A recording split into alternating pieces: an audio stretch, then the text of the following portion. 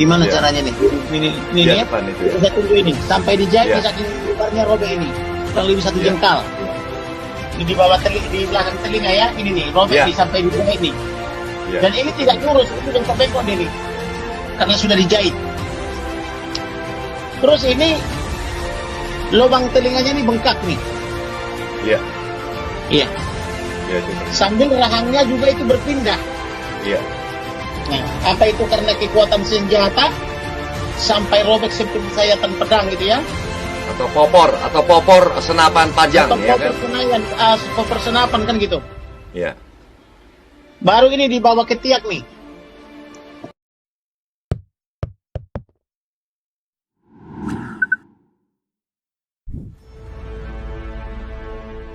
Halo, assalamualaikum warahmatullahi wabarakatuh. Ketemu lagi di awal pekan ini, masih dalam program Off the Record, membaca berita di balik berita. Nih silahkan buat Anda yang kalau tidak puasa Senin Kamis, mulai menyiapkan camilan, mulai menyiapkan kopi atau teh gitu. Dan senang sekali saya Hersu Beno Arif. Dan saya Agi Beta kembali menjumpai Anda di awal pekan ini. Mas Nirsu, Kita temenin apa ya, saja Mbak, ya. diskusi? Kita temenin kalau mau ngobrol nih pagi ini karena banyak sekali yang gantung di pasti selama akhir pekan karena kita memang Off the Record ini kan tayangannya dari Senin sampai Jumat sementara ini gitu ya. Iya. Ya. Ya, Gimana, apa Mbak? saja poin diskusi kita, Mas Nirsu? Ya. Kayaknya masih yang kemarin kita ya follow up lagi ya. Iya, ini jadi memang jadi semacam kalau kita menyebutnya di media ini running issue atau running story gitu ya, Mbak ya. Kan ada kalau di media disebutnya one day story, itu peristiwa-peristiwa yang terjadi hanya satu hari saja, tapi ada yang kemudian jadi running issue. Dan kasus ini saya kira menjadi running issue walaupun sebenarnya ini dari berapa nih Mbak ya? Hari Jumat ke Senin itu udah 10 hari ya Mbak ya? Iya, sudah 10 hari dari sejak kejadian. Ya, walaupun sebenarnya menurut sejumlah perwira tinggi polisi mantan pensiunan dan ada juga yang masih aktif menyebut sebenarnya ini kasus ini hanya perlu waktu 1 kali 24 jam untuk diungkap gitu. Kenapa? Karena nggak terlalu complicated sebenarnya kasus ini. Jelas siapa yang disebut orangnya, memang ada persoalan mungkin itu berkaitan dengan tewasnya salah satu orang yang berpotensi jadi saksi, tapi juga dia sekaligus sekarang ini disebut sebagai pelaku kejahatannya ya gitu ya, karena dia disebut ini menggunakan ini kita mendeskripsikan ya, kita belum memberikan judgement ya, kita belum sepakat dan juga nggak boleh memberi judgement bahwa Yosua itu bersalah.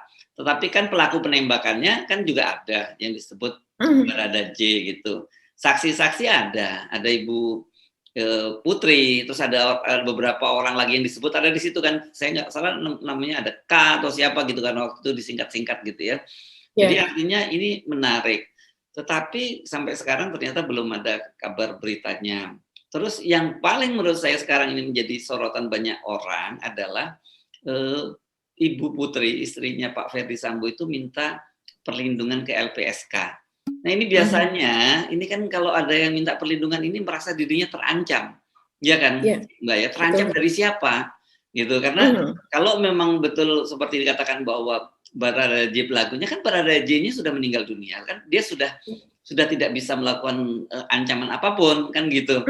Dan kemudian kalau terancam misalnya, biasanya kalau LPSK ini berkaitan fisiknya yang terancam ya. Kalau kemarin dari sisi misalnya pemberitaan media kan mereka sudah berkonsultasi dengan Dewan Pers gitu ya. Tapi dari perbincangan saya dengan Dewan Pers, mereka menyatakan nggak terlalu ada persoalan dari sisi berita, nggak ada yang jadi masalah. Ada beberapa media yang memuat foto dengan keluarga terutama anak-anak. Saya kira ini secara kode etik juga tidak dibolehkan ya. Apalagi kemudian anak-anak ini nggak ada kaitannya dengan berita ini nggak boleh. Itu penting nih. Banyak juga saya lihat kalau teman-teman media yang paham, teman-teman media yang media konvensional yang belajar tentang kode etik jurnalistik pasti paham. Foto-foto anak-anak nggak boleh. Kita sendiri kemarin berdiskusikan ya Mbak ya, ketika ada foto dari keluarga Pak Sambo dengan putrinya, dengan anaknya yang kecil, kita diskusikan, oh ini nggak boleh foto ini karena ada anak-anak, kan gitu ya Mbak ya? Iya, betul Mas Hersu. Memang ada beberapa batasan-batasan yang kita tidak boleh langgar ya. Jadi harus lebih terlokalisir begitu. Tapi itu juga kita tidak menjadi alasan bahwa kita sebagai wartawan atau sebagai jurnalis itu tidak membuka kemungkinan-kemungkinan lain gitu. Karena kita ini kan harus selalu skeptis dan melihat dari berbagai sudut pandang atau berbagai angle gitu. Jadi ibaratnya kita tidak bisa melihat itu dari bawah setara seperti itu sejajar gitu. Karena nanti pandangan kita akan terbatas. Kita harus melihatnya ya bagaikan seperti elang yang di atas, melihat persoalan itu dari kanan kiri dan sebagainya, atas bawah dan sebagainya. Kita harus bebas gitu. Jadi kalau dari soal Ibu Putri Chandrawati ini meminta perlindungan kepada LPSK, ini memang menjadi perbincangan yang sangat ramai, Mas Hersu. Sudah sekitar 2 hari belakangan ini ya, dari Sabtu Minggu kemarin itu, baik itu di Twitter maupun itu di FB gitu ya, karena di FB itu juga muncul kan, misalnya dari media apa itu keluar, itu komennya sampai ribuan gitu, dan mereka saling bersaut-sautan tidak siang tidak malam gitu ya. Mereka, dan saya perhatikan, oh iya, ini memang kasusnya sepertinya yang tewas memang hanya satu begitu, tapi karena lokasinya ini di rumah jenderal, menyangkut seseorang yang sangat penting, kemudian ini menjadi prominennya itu menjadi sangat kuat, dan kemudian unusual atau kejanggalannya itu menjadi sangat-sangat kuat, sehingga orang-orang yang taruhlah dari segala lapisan, segala pekerjaan, segala dan semua usia itu semuanya tertarik begitu. Nah, kalau saya lihat Mas Hersu, kenapa orang menjadi tertarik? Bahkan kemarin saya lihat itu status dari Twitter dari Pak Yohanes Suryo Prabowo, yaitu salah seorang mantan Jenderal TNI, itu juga loh kok gitu, sambil menautkan berita soal Ibu Putri yang meminta perlindungan kepada LPSK itu tadi. Ya kalau kita perhatikan, antara lain yang saya sarikan ya dari pendapat dari netizen ini, Ibu Putri ini adalah seorang putri jenderal gitu, pensiunan jenderal TNI, dan kemudian dia menikah dengan seorang jenderal.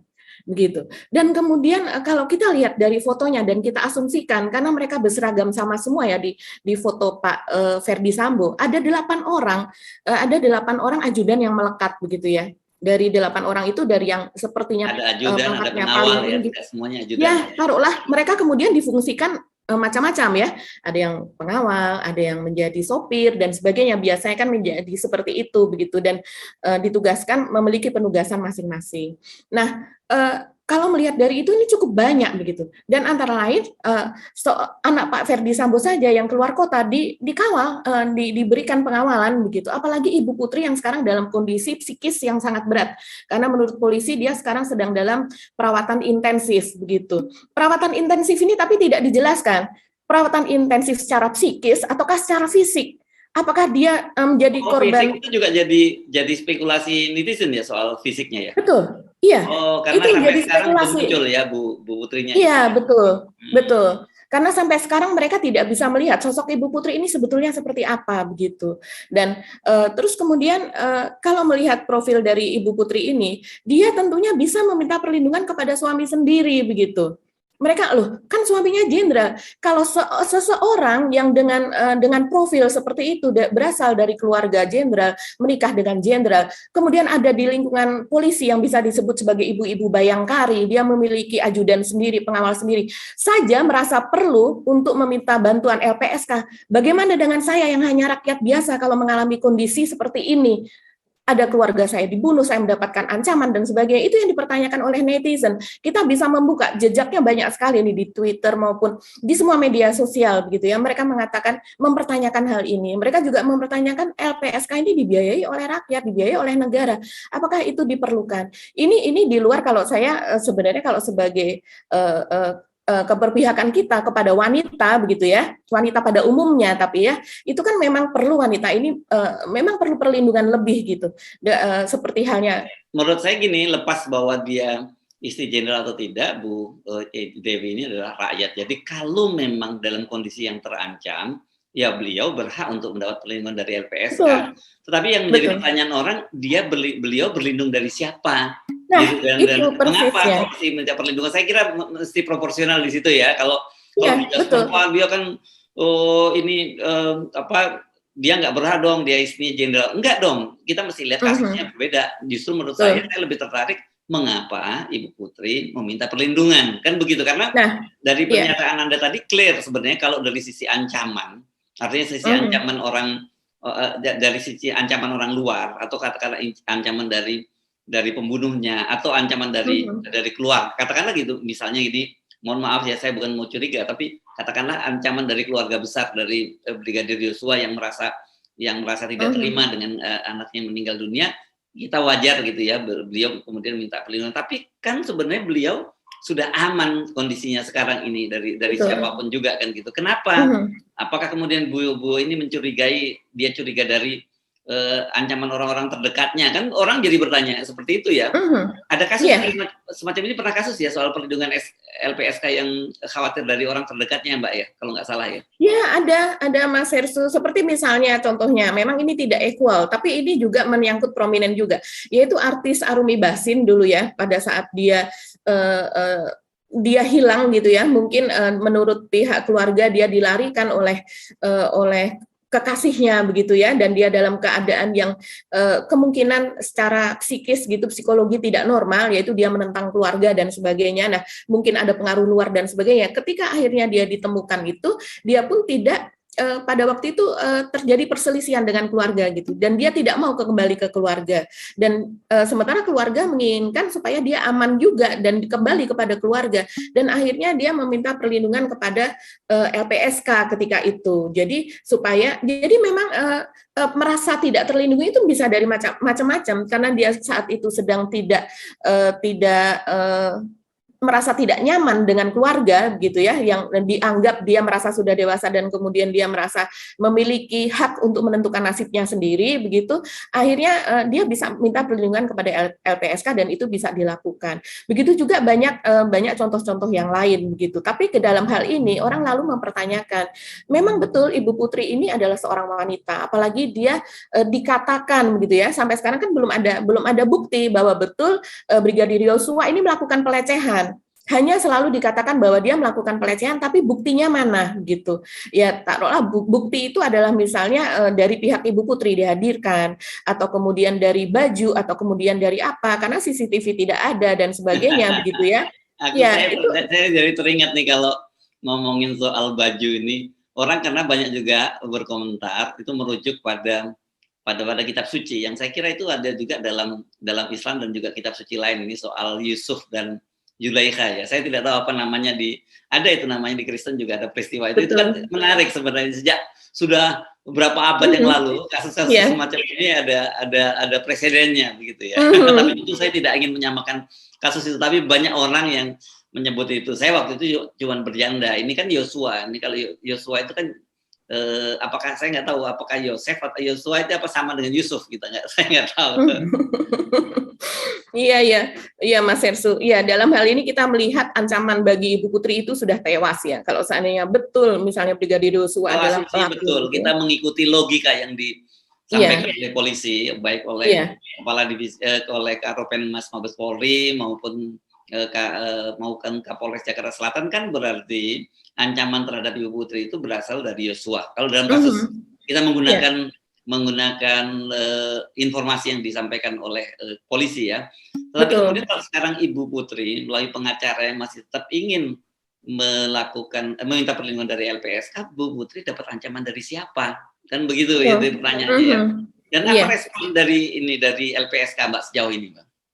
Sejauh ini belum diputuskan apakah mereka akan menerima atau tidak. Jadi masih tentu LPSK itu dalam melihat ini kan harus proper gitu ya. Jadi sedang dilakukan assessment secara psikologis apakah mereka perlu untuk melindungi Ibu Putri ini, sejauh mana ancaman itu yang merasa dia terima begitu, sehingga dia perlu perlindungan dari sebuah lembaga gitu, dari pihak lain begitu. Nah, saya rasa ini akan menjadi sorotan kita ke depannya ya, posisi dari Ibu Putri ini. Dan kemudian selain itu juga Mas Hersu, yang berkembang adalah ketika tim pengacara dari Ibu Putri ini mendatangi Dewan Pers, bukan isi materi dari diskusi dengan Dewan Pers yang menjadi sorotan begitu ya, tapi justru adalah jumlah tim pengacara ini begitu. Jadi ketika pihak yang pada saat itu ya beberapa hari yang lalu pihak yang tewas yaitu dari keluarga Brigadir J saja belum memiliki pengacara, dari Ibu Putri ini sudah demikian merasa terancam begitu kan. Padahal kalau seandainya kalau di media saya rasa lebih berat tuduhan kepada Brigadir J ini yang dianggap sebagai pelaku walaupun belum ada bukti begitu, ketimbang dari pihak Ibu Putri begitu, walaupun dia juga berat, dia menjadi korban dari pelecehan ya yang kita belum tahu kebenarannya ini begitu. Tapi jumlah dari tim pengacara itu memperlihatkan bahwa keluarga kok maksudnya Ibu Putri ini memerlukan tim pengacara yang besar, karena tidak sekedar hanya satu orang saja bertemu dengan Dewan Pers atau dua orang, tapi terlihat sebagai di mata netizen itu sebagai sebuah rombongan gitu ya, sebuah tim begitu. Walaupun begini, menurut saya berkaitan dengan Dewan Pers ini, karena ini berkaitan dengan media, ini kita mesti mendudukkan persoalannya ya terhadap netizen ya.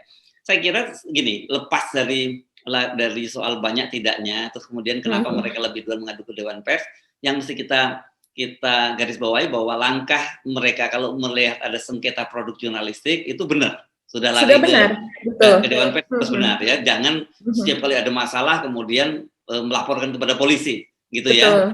Gitu juga dengan polisi yang melakukan langkah-langkah, misalnya kemarin ada perampasan hasil reportase sejumlah wartawan oleh polisi di lingkungan di komplek perumahan Verdi Sambo, dan kemudian polisi Dewan Pers kemudian bekerja sama dengan kepolisian dan kemudian langsung ditangkap, itu juga benar karena memang tidak boleh seorang kepolisian itu mencampuri urusan menghalang-halangi wartawan melakukan peliputan, karena itu dijamin oleh undang-undang ya, ada undang-undang pers nomor 40 tahun 99. Ini penting, dan saya jujur saya mesti apresiasi terhadap langkah Kapolri dan juga Kepala Divisi Humas dan juga Provos yang langsung minta maaf, menangkap para pelaku perampasan, dan kemudian Pak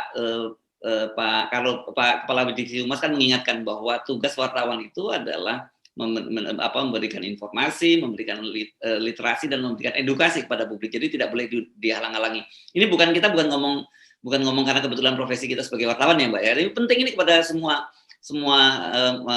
publik, juga para penegak hukum, bahwa nggak boleh menghalang-halangi wartawan melakukan peliputan itu. Kenapa? Karena wartawan itu dijamin oleh undang-undang ketika menjalankan tugas, sama seperti polisi juga menjalankan undang-undang. Tetapi kita juga mengingatkan teman-teman wartawan tuh harus mentaati kode etik jurnalistik juga gitu ya, karena saya lihat gini, tapi sejauh ini saya sepakat dengan Dewan Pers, kalau ada pemberitaan-pemberitaan di media ini, kalau media-media yang memang wartawan yang mengelola, termasuk channel-channel YouTube seperti kita ini yang dikelola oleh wartawan dan terafiliasi dengan lembaga pers yang namanya Forum News Network, ya menurut saya sejauh ini sudah proporsional. Tapi kan namanya era media sosial, banyak sekali info-info yang berseliwerannya nggak karu-karuan gitu ya. Ini saya penting menggarisbawahi ini untuk sekalian, ini momentum kita mengingatkan betapa proses itu sudah betul, tapi bahwa kemudian harusnya pengacara juga yang sama juga datang ke Dewan Pers, pengacaranya Brigadir Joshua ya, karena jujur kalau media-media mengutip dari penjelasan Kepala Divisi Humas dan Kapolres itu memang merugikan secara, dia sudah diadili duluan sebelum dia bersalah gitu ya.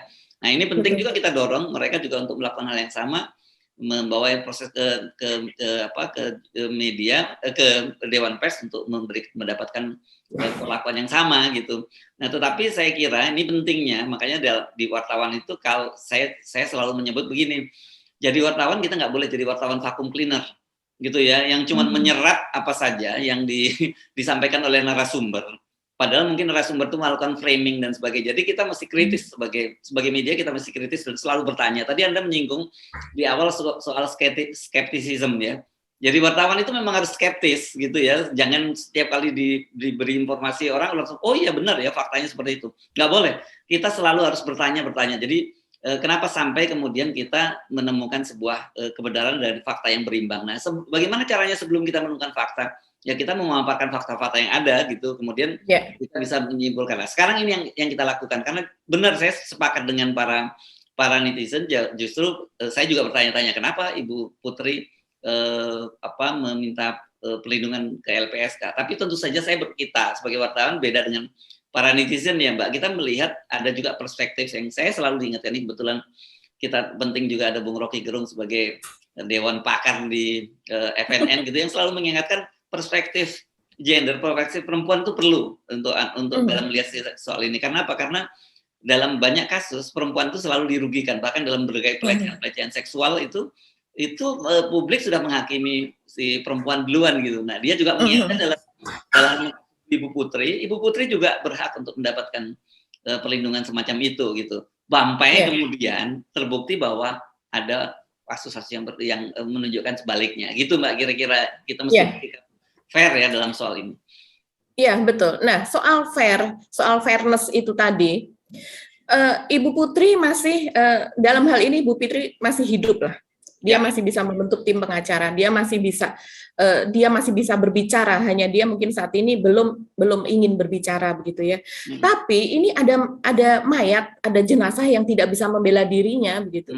Yang tidak bisa berbicara, dia apapun yang dikatakan di luar dia tidak bisa apa-apa. Yang bisa berkata-kata adalah tubuhnya itu, kondisi tubuhnya. Nah, itu juga yang kemudian menjadi pertanyaan bahwa kenapa tidak ada bantuan hukum atau tawaran hukum dari kepolisian kepada Brigadir J. Bukankah pada saat pada saat dia meninggal, dia tewas, itu dalam keadaan dia menjadi anggota polisi. Walaupun kemudian sudah ada judgement ya dalam hal ini dari kepolisian begitu ya, walaupun belum ada tersangka, belum ada ini, hanya berdasarkan perkataan saksi begitu, sehingga menyebabkan dia dimakamkan pun tidak dengan penghormatan oleh kepolisian. Dari Kapolda Jambi ketika ditanyakan, dia mengatakan tidak ada permintaan untuk memberikan upacara kepolisian pada saat pemakaman. Nah, ini artinya bahwa karena dia meninggal dalam keadaan tidak baik begitu ya. Ya menjadi tersangka kan gitu ya kan? Iya, dalam keadaan dia menjadi tersangka begitu. Walaupun ini belum ada pembuktiannya. Pembuktian kan di pengadilan, Mas Hersu. Begitu. Apakah kalau seandainya ya ternyata dia tidak menjadi tersangka ya, bukan dia pelaku, apakah nantinya akan ada upacara penghormatan dari polisi begitu ya? Itu menjadi pertanyaan dan perbincangan yang menarik loh. Ya. Bahkan ketika menjadi tersangka pun biasanya akan didampingi oleh pembela, Mbak. Dalam kasus-kasus semacam ini ketika betul, dan itu harusnya ada tawaran begitu ya. Nah, yang ada tawaran dari kepolisian atau bahkan secara otomatis itu ada pembelaan dari sana, karena ketika hal-hal yang lain kan itu dia tidak dalam keadaan dipecat gitu loh, yang dikatakan oleh netizen, mereka saling bersahutan mempertanyakan. Saya kalau melihat itu yang jadi mendapatkan banyak persepsi sebetulnya. Jadi jangan bodohi rakyat, jangan bodohi masyarakat, karena yang menjadi netizen itu adalah profesor juga, ahli hukum juga, doktor juga, sampai ke anak-anak mahasiswa fakultas hukum, kemudian kedokteran forensik dan sebagainya, itu menjadi netizen gitu. Seringkali mereka mengungkapkan jati dirinya. Saya belajar ini begini, saya belajar ini. Pengalaman saya walaupun saya sudah pensiun selama sekian lama ini begini. Itu menarik. Jadi kita kadang kita kalau membaca apa yang percakapan tidak selalu sebagian memang hoax gitu ya, terutama yang ngawur-ngawur begitu kan. Tapi kita bisa menyaring itu begitu dari dan kemudian apa yang dikatakan mereka itu kita telusur ke belakang, apakah betul yang dia katakan. Kuncinya begitu. Itu open mind ya, kalau kita mengikuti perbincangan dalam netizen itu open mind, jangan kemudian jadi yang kita sebut era post truth tadi. Era post truth itu, kalau era post truth orang cuma mau mendengar apa yang dia mau dengarkan gitu ya. Betul. Nah, nanti kita akan bahas soal ini juga ya, soal kita mau dengar orang lain gitu, soal kepemilikan senjata misalnya. Tapi kita sebelum ngomong kepemilikan senjata, kita bicara dulu soal pengacara ya. Sekarang kan sudah ada pengacara dari Yosua yang sangat vokal, namanya Pak, saya menyimak di beberapa perbincangan, namanya Pak Kamarudin Simanjuntak gitu ya, yang dia kemudian memakan fakta-fakta kejanggalan yang juga sebenarnya kita bahas, tapi beliau lebih detail pada bukti fisik dari keluarga, dari kondisi fisik dari Brigadir Joshua ini menurut saya sangat menarik juga ya Mbak Agi. Di sini ada ini yang saya lingkarin ini dengan tangan ini, dia membiru seperti bekas pukulan ya. Iya. Ini ada robekan sampai dijahit. Iya. Kemudian di sini ada robekan. Kurang ke depan sedikit Pak Kamarudin, agak ke depan. Lah, itu mantap. Daerah ya itu betul. Betul. Kemudian ini di daerah samping di bawah tangan ini ada robekan ya. diduga benda tajam. Nah, ini. Iya, kelihatan jelas. Kemudian ini di kaki, padahal dia pakai kaos kaki nih. Iya. Waduh, ya. Itu di nadinya ya, dekat nadinya sobek kayaknya ya, nadi ya. Iya, ini seperti kena pedang atau sangkur gitu, ya. Iya. Yang jelas luka robekan lah ya. Nah, ini lebih jelas lagi. Waduh. Ya. Ini di kaki. Nah. Kemudian ini di belakang telinga kurang lebih 1 jengkal robek. Ini di bawah telinga nih. Gimana caranya nih? Ini ya. Bisa tunggu ini sampai dijahit saking lebarnya robek ini. Kurang lebih 1 jengkal. Ini di bawah di belakang telinga ya. Ini nih robek sampai dijahit nih. Dan ini tidak lurus, itu bengkok-bengkok nih. Karena sudah dijahit. Terus ini lubang telinganya ini bengkak nih. Iya. Iya. Sambil rahangnya juga itu berpindah. Iya. Nah, apa itu karena kekuatan senjata sampai robek seperti sayatan pedang gitu ya? Atau popor senapan panjang atau ya kan? Popor senapan kan gitu. Iya. Baru ini dibawa ke tiak nih. Jadi Pak Kamarudin Simanjuntak ini dia sering sekali mengatakan tidak hanya mendiang ini tidak hanya korban tapi dia adalah keponakan saya. Mungkin karena Pak Kamarudin Simanjuntak dari marganya dia sama dengan marga dari Ibu Brigadir J begitu, sesama Simanjuntak begitu. Dan kemudian sebelum keluarnya dari Pak Kamarudin Simanjuntak muncul menjadi pengacara keluarga ini ya, itu sebelumnya sudah cukup ramai Mas Hersu. Dari pihak keluarga mempertanyakan gitu, dari pihak keluarga dan kemudian dari maksud saya komen-komen dari FB tante dari Brigadir Yosua ini banyak sekali komen-komen yang mempertanyakan kemana ini pengacara dari apa mereka mengatakan semacam halak kita begitu ya, keluarga kita begitu, bagaimana pengacara-pengacara Batak ini yang selama ini banyak bermunculan tapi tidak ada satupun yang mau membela anak kami begitu. Dan kemudian dia juga mempertanyakan ini di kepolisian juga banyak orang Batak gitu. Jadi mungkin ya akhirnya ini wajar ya Mas Hersu, ini masuk ke dalam lingkup yang lebih kecil soal kesukuan. Tapi ini adalah saya kira ini bukan soal rasis atau apa. Ini sangat wajar karena mereka dalam posisi meminta pertolongan dalam keadaan tidak berdaya begitu. Karena dari ayah Brigadir J juga mengatakan, kami ini dalam posisi bagaimana kami hanya bisa bicara seperti ini kalau ditanya oleh media dan kemudian pendapat kami muncul. Karena bagaimana kami bisa mendapatkan pengacara atau pembela sedangkan kami ingin pergi ke Jakarta saja, kami tidak punya ongkos. Ketika diwawancara media dia mengatakan demikian begitu. Dan kemudian akhirnya muncullah Pak Kamarudin Simanjuntak ini. Sebenarnya Pak Kamarudin Simanjuntak bukan orang yang baru ya. Akhir-akhir ini dia muncul sebagai pembela dari KC ya, kasus penistaan agama itu Pak Kamarudin sebagai pembelanya dan juga sebagai pendamping dari pelapor kasus Ustadz Yahya Waloni yang dianggap juga kasus sama menistakan agama begitu. Dan kemudian juga mungkin kalau kita yang berapa tahun lalu dia adalah pengacara lawan dari orang Indonesia di kasus Iwan Fals, yaitu soal organisasi begitu, organisasi dari Hambalang juga Mas. Ya waktu itu jadi lawannya Ruhut ketika Ruhut masih bela Demokrat. Itu Iya. Kemudian juga masuk di situ. Ini menarik karena menurut saya mulai berimbang lah katakanlah gitu ya dari sisi Brigadir J karena dia sudah mulai ada pembelaan karena selama ini terkesan kan hanya keluarga saja, pernyataan keluarga gitu. Nah, walaupun kemudian kemarin ini Komnas HAM saya kira memberikan pernyataannya menggantung, yang saya kira bisa menimbulkan persepsi yang berbeda karena katanya ketika komisioner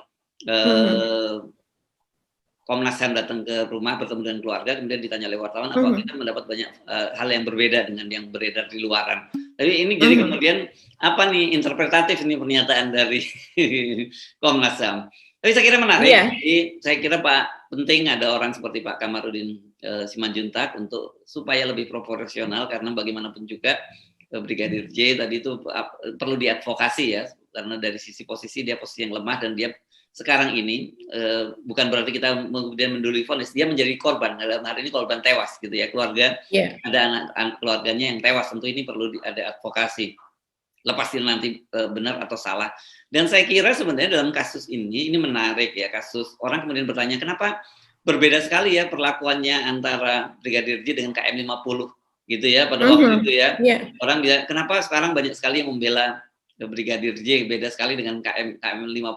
Saya kira ini persoalannya karena pada waktu itu lebih pada nuansa politik ya, karena nuansa politik dan itu berkaitan dengan rezim kekuasaan, jadi berbeda. Sementara ini berkaitan dengan internal polisi sendiri gitu ya. Jadi ini ada persoalan. Jadi orang akan menjadi barometer nih. Ini kalau kemudian internal polisi saja gitu ya, tidak mendapatkan perlindungan dari polisi juga. Ini ngomongnya polisi dari polisi karena ada polisi, tembak polisi yang mengusut polisi, dan kemudian dibentuk oleh polisi, tim polisi. Nah, kalau balik lagi bahwa kalau internal polisi saja tidak akan mendapat perlindungan dalam kasus ini, bagaimana dengan kita yang rakyat biasa gitu, yang tidak ada mengaitnya dengan polisi, kan gitu ya pertanyaan besar sekarang ya. Walaupun betul Mas Hersu. Jadi ini kan soal kematian Brigadir J ini sangat kenceng ya, perkataan dari Kontras begitu, terus kemudian dari LSM lain gitu ya, LSM kemanusiaan, bahwa ada unsur penyiksaan di dalamnya. Mereka ini kan orang-orang yang sudah sering berhubungan dengan kematian-kematian dengan penyiksaan begitu ya. Terus kemudian juga mereka menyangka ini ada hubungannya, bahkan mereka mempertanyakan apakah kematiannya betul karena peluru ataukah karena penyiksaan begitu. Dan kemudian yang menjadi apa ya, siapakah yang dapat melakukan penyiksaan kepada si J ini, Brigadir J Yosua ini, yang postur tubuhnya tinggi besar gitu, dan dia orang polisi loh. Orang polisi yang tentu belajar bela diri dan sebagainya. Siapa yang, dan kemudian dia tidak melawan kalau seandainya dia disiksa begitu ya. Dalam hal ini kan tidak ada narasi bahwa Baradae itu babak belur begitu kan, tidak ada. Bahwa kemudian atau misalnya sempat gitu ya, misalnya Irjen Sambo itu berhadapan dengan J, kemudian Irjen Sambo babak belur, kan juga tidak ada begitu ya. Jadi tidak ada dalam hal ini saksi yang dikatakan sebagai korban secara fisik begitu. Jadi kalau seandainya dia mendapatkan siksaan, siapa yang bisa menyiksa dia begitu? Dia adalah seorang ajudan dari jenderal begitu, dan kemudian juga secara fisik dia di antara yang lain dia sepertinya yang paling tinggi dan paling besar begitu ya. Nah itu menjadi pertanyaan juga Mas Hersu.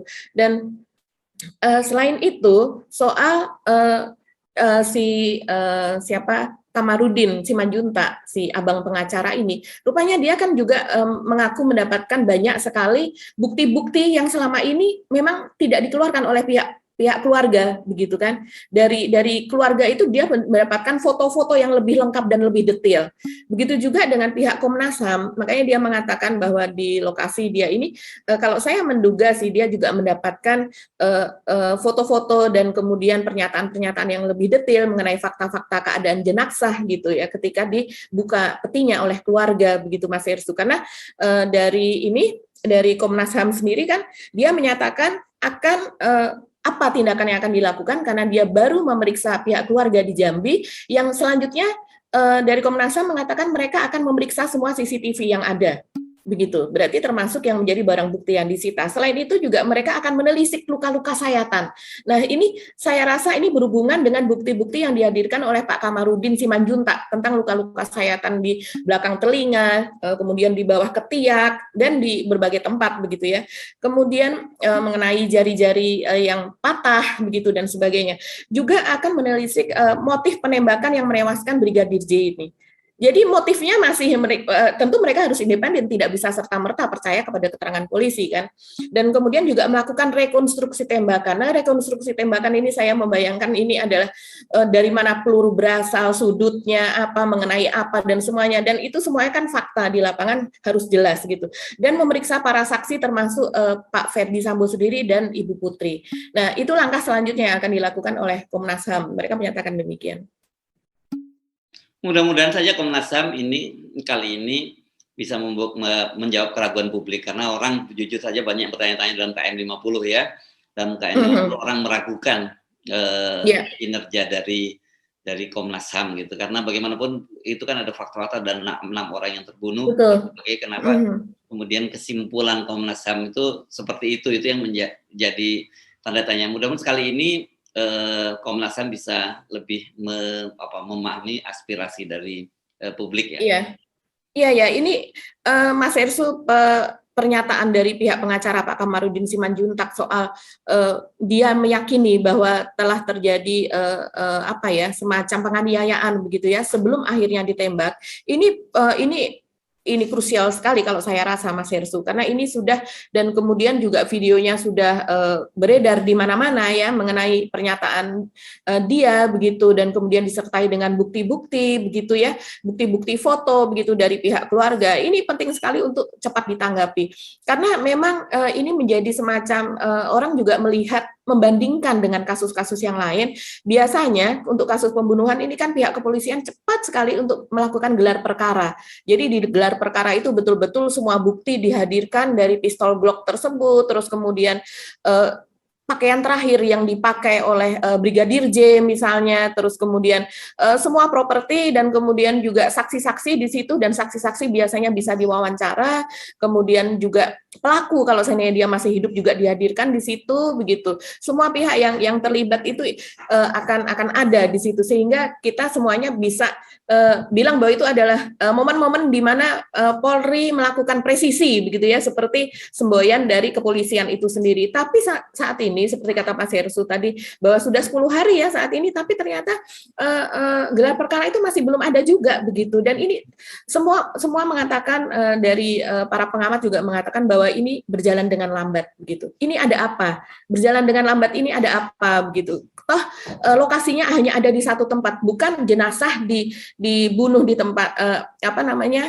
ditembak di tempat lain dan kemudian dipindahkan, dan apa, kan bukan gitu. Ada di satu lokasi, betul-betul terlokalisir di situ, dan semua saksinya ada, tidak ada yang buron. Dalam hal ini semua saksi ada, tidak ada yang lepas dari pengawasan, dan tidak ada yang seperti yang lain kan, misalnya pelaku buron apa ini, dan kemudian pelakunya ada beberapa orang dan sebagainya. Ini semuanya benar-benar sudah teridentifikasi. Nah, terus kemudian juga orang menantikan penampilan dari Ibu Putri dan Pak Irjen Sambo ini begitu, karena kalau tidak malah semakin liar, saya rasa sih begitu, Mas Hersu.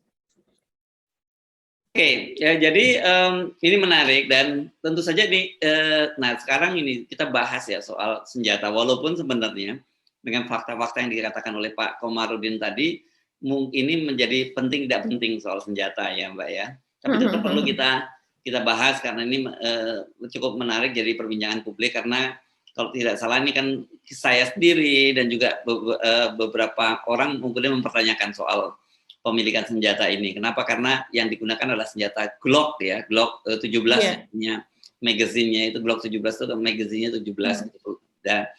Dan ini kan terutama kalangan militer bertanya-tanya. Nah, saya kemarin menyimak soal perbincangan ini.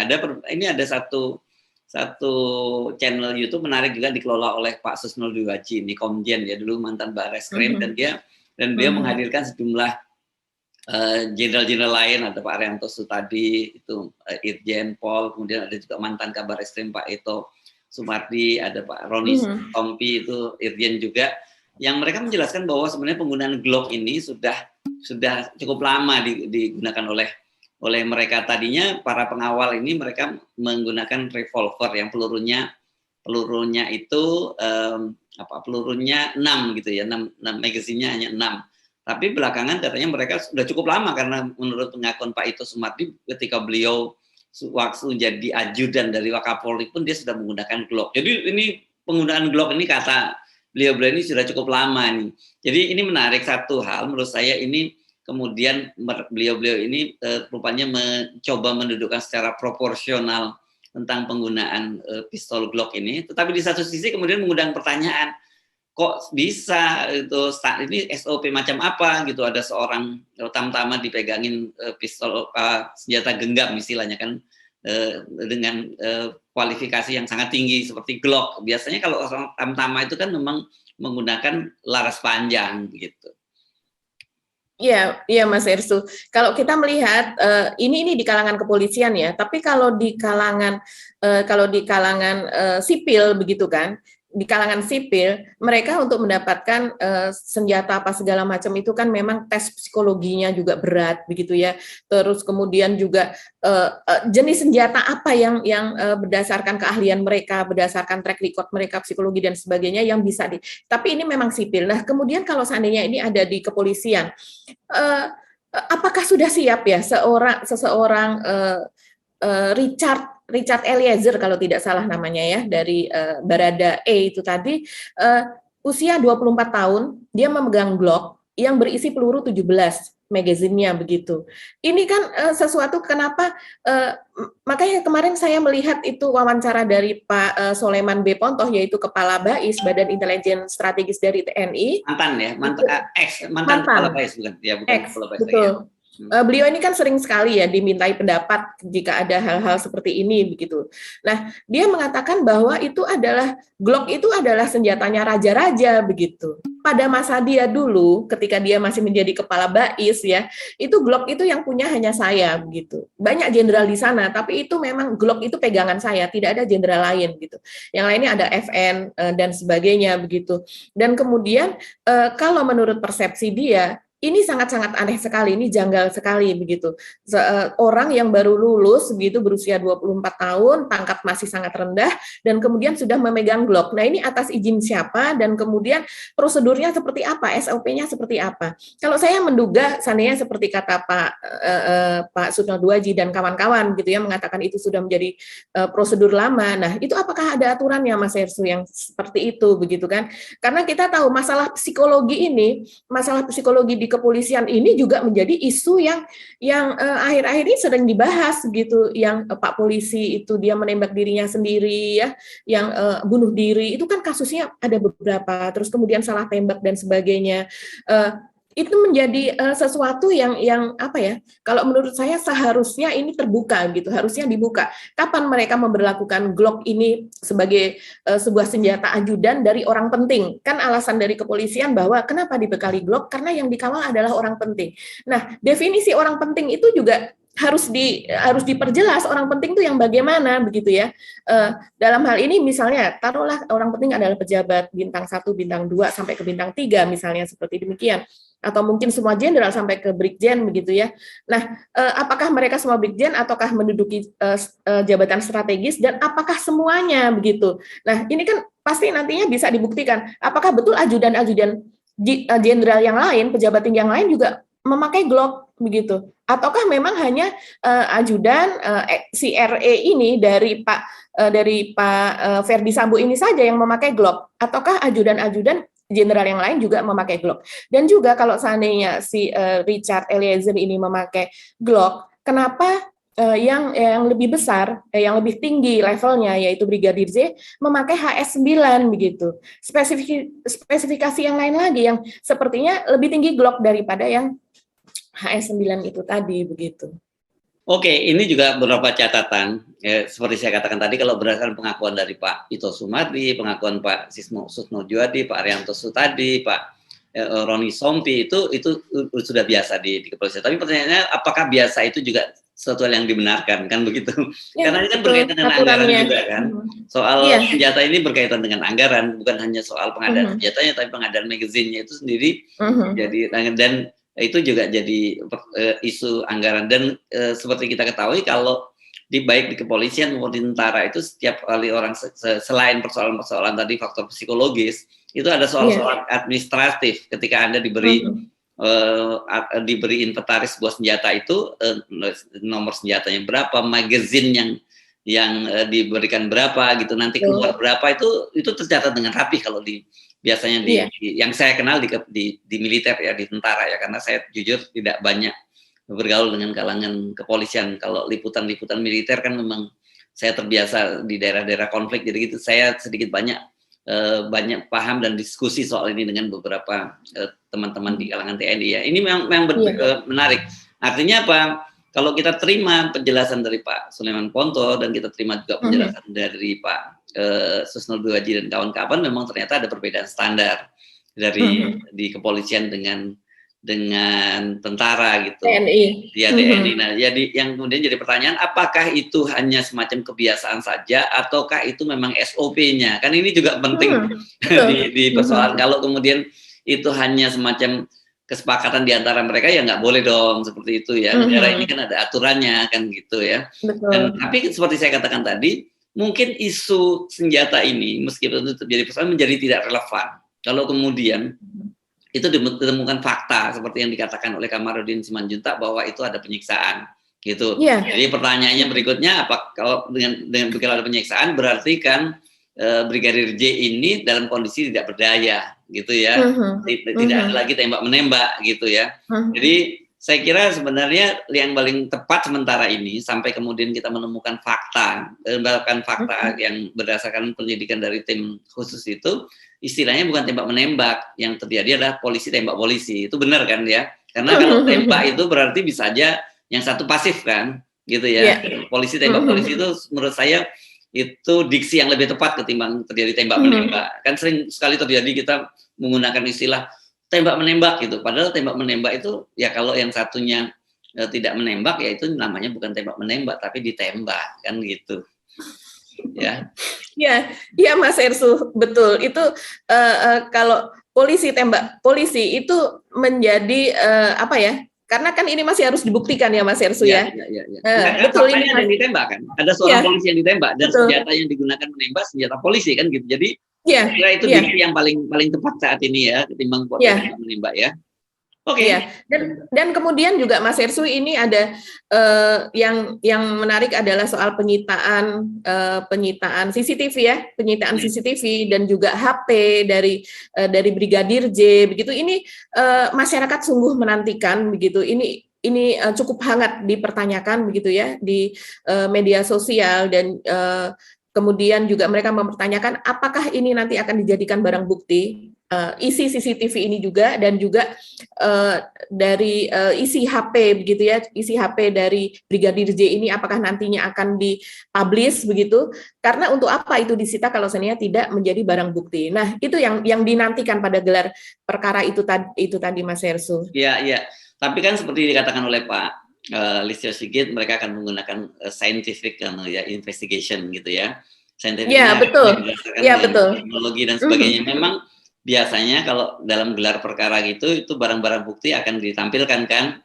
Ini magazinnya, ini proyektil yang ditemukan, ini senjatanya. Tapi kemarin kan gelar perkara itu tidak dimunculkan, itu jadi pertanyaan. Dan kemudian yang saya kira yang menjadi menarik itu mungkin dalam minggu-minggu ini, dalam pekan-pekan ini adalah teka-teki. Kalau kita nggak boleh taruhan sih, tapi soal dinonaktifkan atau tidak Pak Ferdi Sambo gitu ya. Karena anggota Komisi 3 dari PDIP itu Trimedia Panjaitan, dia yakin bahwa dalam pekan ini akan dinonaktifkan Pak Ferdi Sambo. Dalam artinya sebenarnya dia bukan keyakinan, dia mendesak ini sebenarnya, tapi dia menyatakan bahwa saya yakin bahwa dalam pekan ini akan dinonaktifkan. Sementara ada Partai Demokrat itu misalnya si Beni Harman menyatakan bahwa nggak perlulah dinonaktifkan gitu. Juga ada wakil ketua DPR dari Gerindra seperti itu kan juga si Sufmi Dasko Ahmad juga menyatakan nggak perlu dinonaktifkan. Tapi jadi ini menarik sekali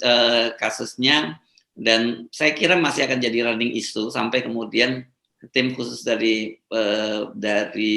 polisi mengumumkan hasilnya. Tetapi kalau toh kemudian polisi sudah mengumumkan hasilnya, masih juga ada Komnas HAM. Ini memang ujian saya kira untuk dua lembaga ini, bukan hanya untuk kepolisian tapi baik Komnas HAM maupun kepolisian maupun Komnas HAM, apakah mereka itu masih tetap jadi lembaga yang bisa jadi tumpuan dan harapan dari kepercayaan dari masyarakat. Saya kira itu Mbak ya yang kita bisa perbincangkan. Masih ada lagi yang perlu kita sepertinya sudah banyak ya Mas Ersu. Ya semoga kita juga segera mendapatkan jawaban, karena saat ini yang dipertanyakan juga, wah ini dipertanyakan terus ya begitu, karena memang begitu banyak kejanggalan gitu ya yang harus dijawab sebetulnya, yaitu adalah bahwa ponsel dari Barada J ini yang dinyatakan meninggal pada pukul 17 atau jam 5 sore pada hari Jumat 8 Juli lalu ternyata masih aktif 5 menit sesudahnya begitu. Nah itu dipegang oleh siapa? Karena sejauh ini ketika dipertanyakan itu dinyatakan hilang begitu kan. Nah Itu salah satunya. Ya, yang lain-lainnya adalah desakan itu tadi seperti kata Mas Hersu, desakan untuk mundur dari kontras, terus kemudian juga dari LSM lain. Dari pagi ini kita mendapatkan press release ya dari seorang anggota Golkar begitu, dari DPR juga yang meminta agar segera dinonaktifkan. Ini demi kebaikan Pak Ferdi Sambo sendiri sih, bukan demi apa-apa. Ya, supaya orang merasa bahwa penyidikan ini apapun hasilnya itu adalah fair. Oke. Baik, terima kasih Mbak Agi. Bagaimana cemilan dan ngopi dan tehnya sudah habis? Nggak terasa kalau masih cemilan dan kopi serta tehnya masih ada, silakan Anda lanjutkan lagi ngopi-ngopi dan teh-teh dan ngeteh. Saya Hersu Arif dan bersama dengan Mbak Agi ya, kita mesti pamit mundur ya Mbak dari ruangan ini. Oke Mbak, silakan sampaikan salam untuk para viewer kita. Oke, terima kasih atas perhatian Anda. Kita berjumpa lagi, stripping ya tiap hari dalam 1 minggu, dan tetap jangan lupa, tetap 0%. Wassalamualaikum warahmatullahi wabarakatuh. Ini tapi lupa yang satu ini, padahal semua persoalan ada di sini ya. Oke, sampai jumpa lagi. Waalaikumsalam warahmatullahi wabarakatuh.